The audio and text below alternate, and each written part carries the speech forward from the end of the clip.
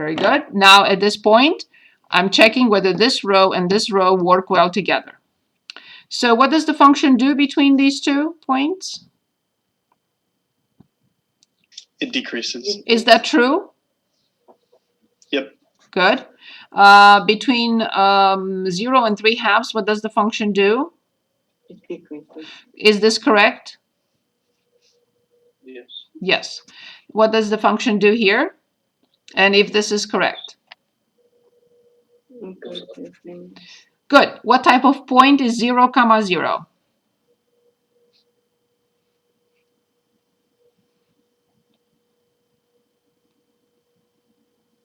The relative mean.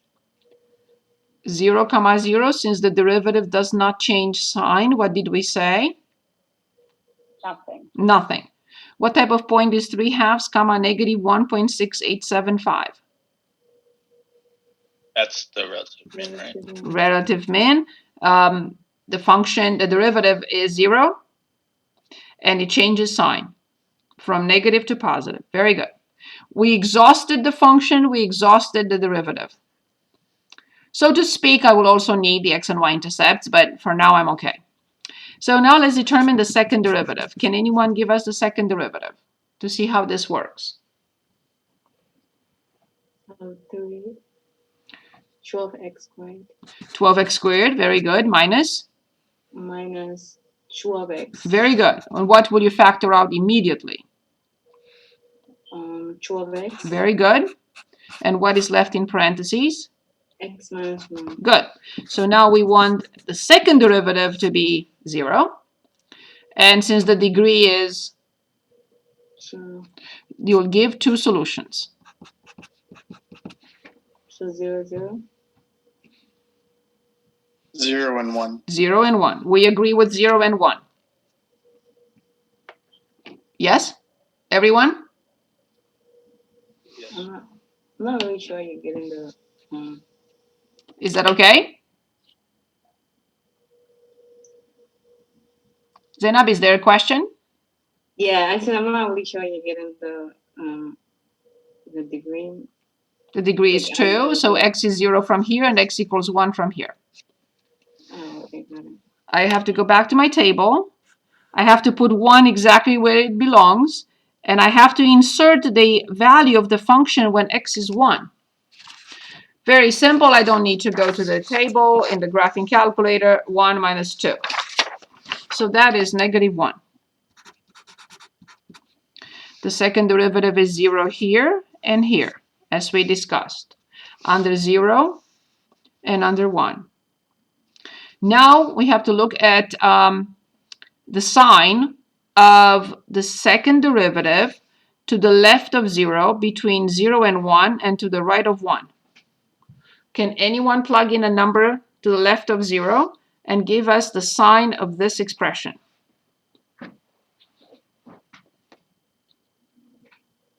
We only need the sign. We don't need the number. So negative 10 and negative 10. Positive. Awesome. Good. So now this is a little bit difficult because I have to plug in a small number like 0.5. But this is positive with 0.5. But what is this with 0.5? It's negative. Negative. Very good. Awesome. And if I plug in 10, what will this sign of the expression be? Positive. Positive. And now here is the explanation of what happens when the second derivative, I'm going to write this down in a minute. When the second derivative is positive, the function holds water, concave upward. When the second derivative is negative, the function does not hold water. Okay, so let's discuss here and I'll come back. So the second derivative greater than 0, f is concave upward. When the second derivative is less than 0, this tells us that the function is concave downward.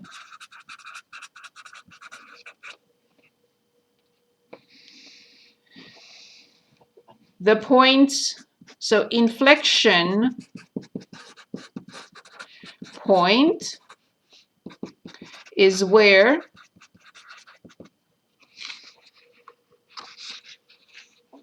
the sign changes for the second derivative.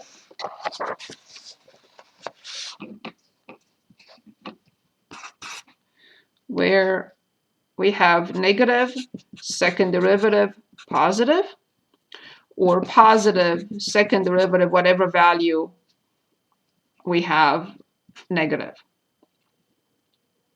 So is 0, 0 an inflection point? The second derivative is 0, and it changes sign. Is 0, 0 an inflection point? Yes. Yes. The second derivative is 0 at the point 1, negative 1, and it changes sign. Is 1, negative 1 an inflection point? Yes. Yes. Perfect. Okay, finally, we will graph this one just for a warm-up on graphing. Let's talk about the second derivative test.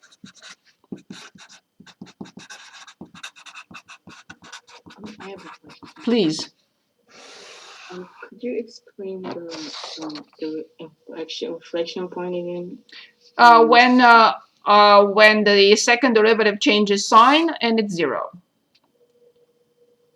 Or it could be also undefined. Okay. So when the second derivative is 0 and it changes sign, that point 0, function value 0, 0 is an inflection point. It can change the sign from positive to negative or from negative to positive, still inflection point. If it does not change sign, if it's negative and negative, that's not an inflection point. If it's positive and positive, it's not an inflection point. It has to change sign, like with the derivative. If the derivative changes sign, then 3/2, this is either min or max. Oh, okay. So I have to be honest, I do not use the second derivative test, and I'll explain why I don't use it. It's up to you if you want to use it.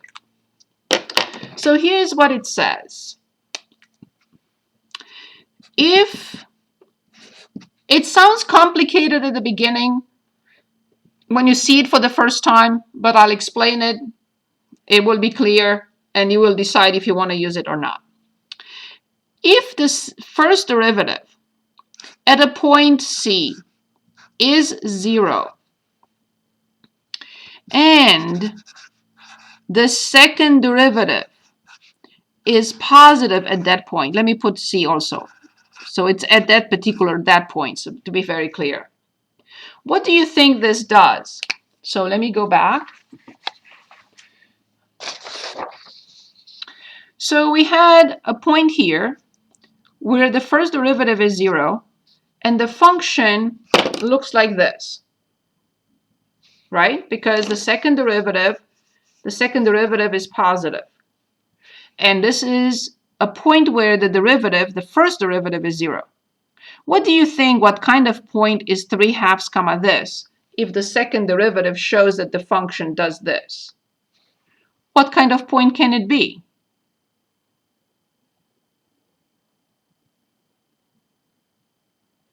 An inflection point? So as I said, it is slightly confusing. So because I'm talking about both derivatives here.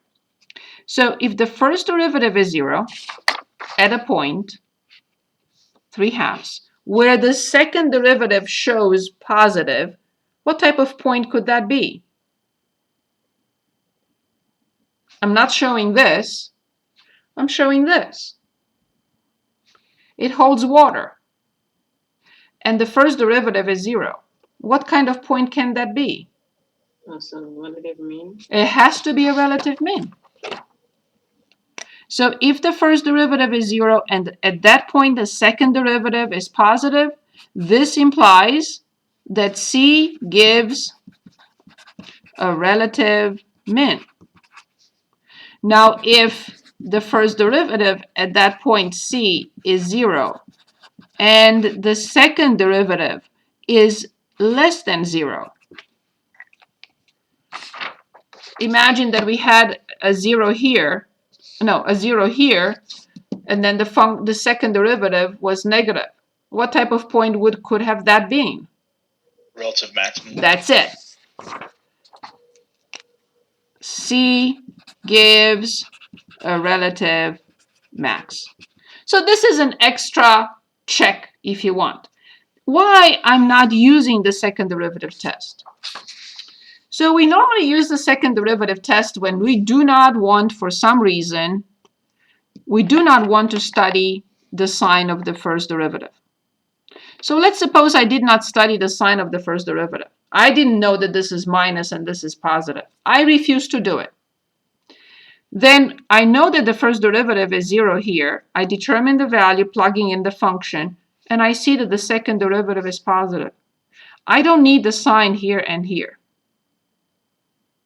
Once I know that, it's a relative min, so then I know it's minus and positive. The reason why I'm not using this is because I want to make sure that I'm not getting to the second derivative making mistakes on the first. If I don't check these two rows and I get here, it may be too late when I find out that there is an error. So that's why if you don't want to study the sign of the first derivative, you can fill it in after you find the sign of the second one. But sometimes the second derivative may be so complicated that I may not even need it. So I always find the sign of the first derivative. I always make sure that the second row works well together, because by the time I get to the third one, I may have tons of errors. This is another way of checking your work. I wouldn't use it all the time, and I would not skip. That's what I meant to say. I will never myself skip this step.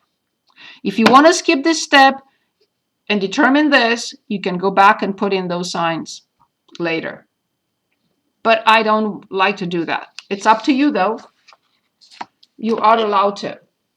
Okay, so now here is how we are going to graph this function.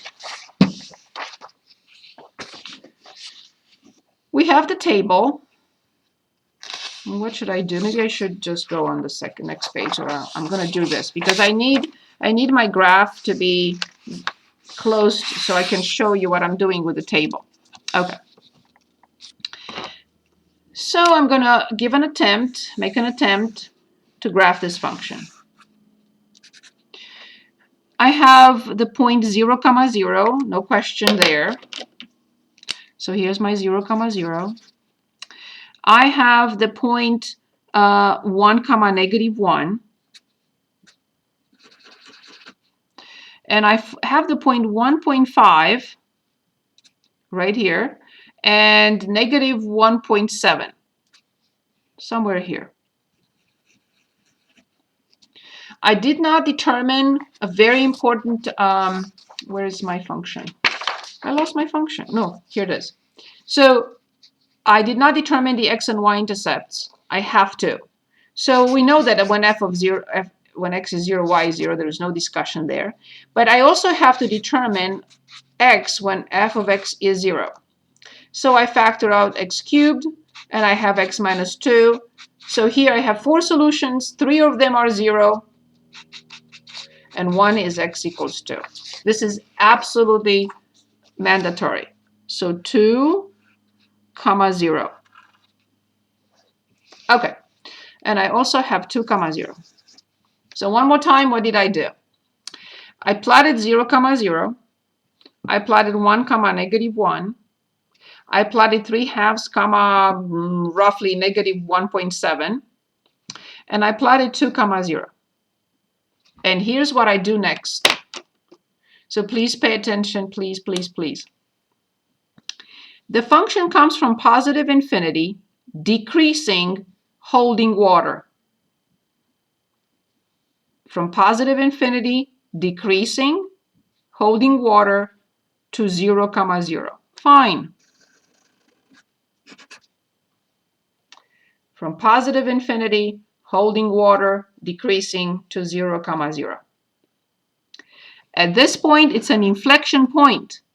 It changes concavity. It turns around, meaning it will no longer hold water. It will continue to decrease to 0.1 comma -1.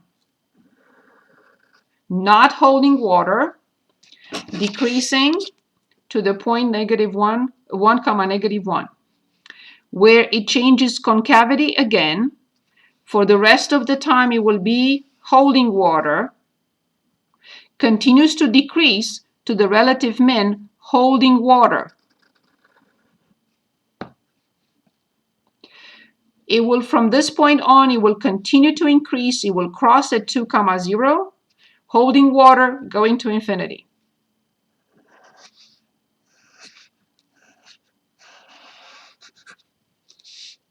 So this is the function f of x, x to the fourth minus 2x cubed.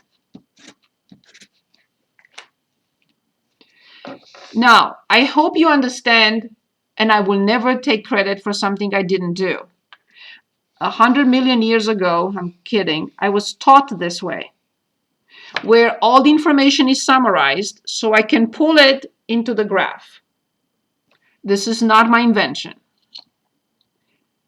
I had a wonderful professor who taught me that. So you understand how now I don't need a calculator. I don't care for any calculator. I have all the points. If you have to do that, if you want to go and plug it in, you can. But the calculator will not give you all the information you already have. So first of all, I have the function in y equals because I put it in. I would like to change the viewing window because I already have everything. I don't need -10, 10. I only need -5, 5 because I have the graph in front of me. With a scale of 1 is fine. Y minimum, I don't need -10. It only goes to -2. So let's say maybe -3 to +8. Just give me the graph. But as you see, it does not show the inflection point. The graph will not be able to, or the calculator will not be able to give you the inflection point. But you know where it is. It's a -1, it's a +1, -1. It's right here. But the calculator will not tell you where it is. The one adjustment that I want to make is because the solutions, so x equals 3 appears 3 times, the graph is a little bit flatter here. A little bit flatter than what I graphed. So please make it a little bit flatter. It's not like this, but more like this. And that's the graph. So I hope you understand and appreciate this table and how I pulled everything from it to graph the function. Is that clear?